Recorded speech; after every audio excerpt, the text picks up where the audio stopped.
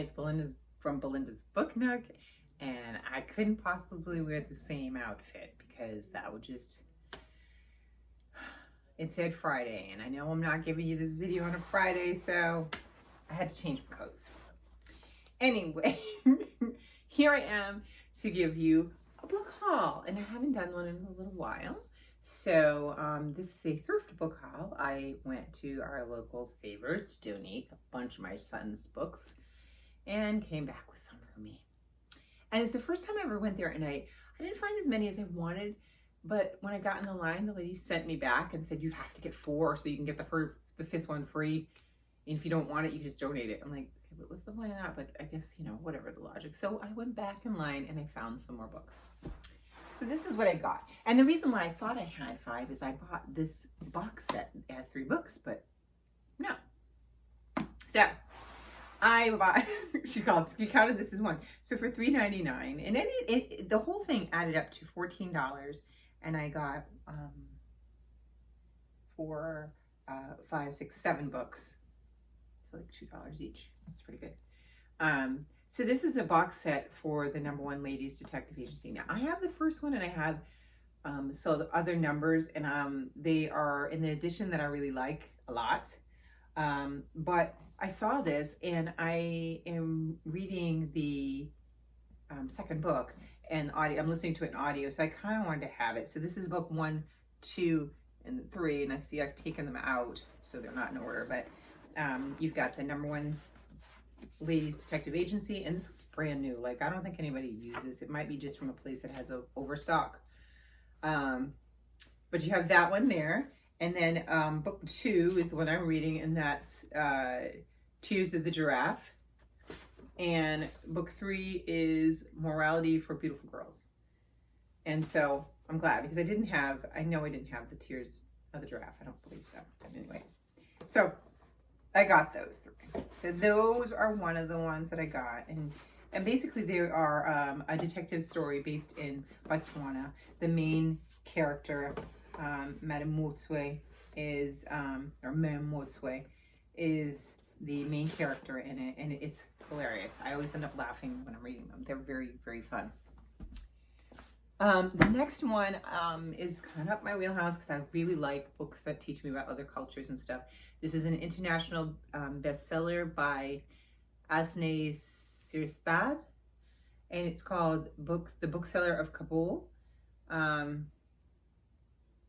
this little blurb by the New York Times Book Review says, the most intimate description of an Afghan household ever produced by a Western journalist. Sirstad is a sharp and often lyrical observer. So that's the cover of it. And this is, and see, I wouldn't have known. I thought that would have been a guy. It's a lady. It's a female who is the author of the book. So it says, this mesmerizing portrait of a proud man who, through 3 decades and successive repressive regimes, heroically braved persecution to bring books to the people of Kabul, has elicited extraordinary praise throughout the world and become a phenomenal international bestseller. The Bookseller of Kabul is startling in its intimacy, its details, a revelation of the plight of Afghan women, and a window into the surprising realities of daily life in today's Afghanistan. So I'm looking forward. This one also looks like a brand new. Sometimes they just get books that are new. This is the 2002 edition of the book. So I'm looking forward to reading that one. I've read some books on Afghanistan, but I really continue to like to read those. So that's the Bookseller of Kabul. And I've seen other covers, but you know, that's all right. This works. This works for me. This one really caught my eye. Another one like that. I love the cover of it. It makes me think of fall with the leaves. But I love how they cleverly put this person superimposed her inside one of the leaf petals. And it is 1,000 Chestnut Trees by Mira Stout. And it says, at least the time when it was written, it was a startling, impressive debut. A very moving book, tells its Korean story stylishly with great skill. In 1936, Anna's mother, and yeah, there's the cover, sorry. I'm reading it without even letting you see it. In 1936, Anna's mother is living a blissful pre-lapsarian existence on her grandfather's estates. The adults around her, however, have already seen the slow stripping away of their lands and titles by the Japanese. And the story of the parents surviving during the war and the mother's eventual escape to the U.S. in 1951 makes horrifying, moving, and tremendously exciting reading. Stott's description brings Korea's stately culture, civilization, and heavenly landscape into sharp focus with a jeweled-colored miniature. Like a jeweled-colored miniature, sorry. So yeah, and then this person says this is a history lesson. It's a history lesson of the best kind. So I love books like that, right? So this one, I've never heard of this author, and I look at the cover. See, there's the lady right there that's on the, you see it right there, inside the leaf. Yeah, so I thought that was cool. All right, so then this next one, I was so excited. Whenever I find a book that I want, and like there's people, even though we were 6 feet apart, I always feel like I have to dive at it because I don't want anybody else to get it, especially when you're in a thrift store. It's not here at a bookstore and there's like 10 other copies of the book, right? But this one I had saw last year, I think, in Amazon Books, and I wanted it, but I didn't get it. I was like, no, I'll wait. And it's The Lost Art of Reading Nature's Signs. Use outdoor clues to find your way, predict the weather, locate water, track animals, and other forgotten skills, by Tristan Gooley, the author of The Natural Navigator. I know. This is so me. Like, I think I can't wait to read this one. And this is the cover. Look at the cover. And inside, like, it has like little illustrations to go with different things. Yeah, I'm really looking forward to this. You know, it talks about weather, tree roots, oh my God, all sorts of things to look at, you know. And this is kind of a nice floppy edition. These are fun to read, you know, because they open up nice. It's really comfy. So I'm super excited. This was like, of all the books, this is the one I really wanted. So I'm happy. So then I needed a 5th book, and I couldn't find anything. I saw a lot of stuff that I own already. So I was like, no, I don't want to get that. Let me keep looking. And I found this one, and this one looks fairly new. I was like, well, my husband could read this, but now I might read it myself. And I've never heard of the author. And look, it definitely is new. Look at that. That's so new, right? There's no way that this was somebody who read this. They must have been really like with kid gloves. And you know, with the whole thing going on with COVID-19, I was like, I don't know if I should buy these books because they're used, right? So when I got home, I took on a wipe and I wiped everything down. I mean, you can't do the pages, but you know, I wiped all the covers down, so they have a really nice smell to them now. But that's a sidetrack. This is The Greed, and it's by Scott Bergstrom. I don't know if has anybody read him? If you have, let me know. Apparently, this is his 2nd book. The first one was called Cruelty. Now I'm gonna probably have to read that one before I read this one, if I read it. But it sounds like I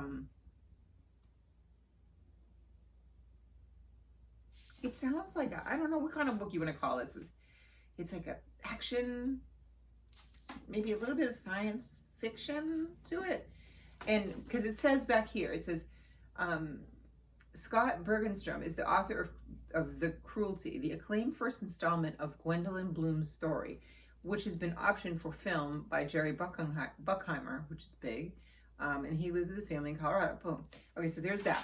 And this is book 2, I guess, following that same lady. But it sounds like a techno thriller. Maybe that's what it is. And it says, for Gwendolyn Bloom, survival isn't enough. On the run and exhausted by life in the shadows, Gwendolyn launches herself on a global quest to seize control of a dead criminal mastermind's lost fortune. With the help of Terrence Moutet, her friend from New York, and the one and only people she trusts, she dives headlong into the world of money, espionage, and betrayal. But with enemies closing in around her, can she trust anyone, even herself? So, you know, maybe, might be good.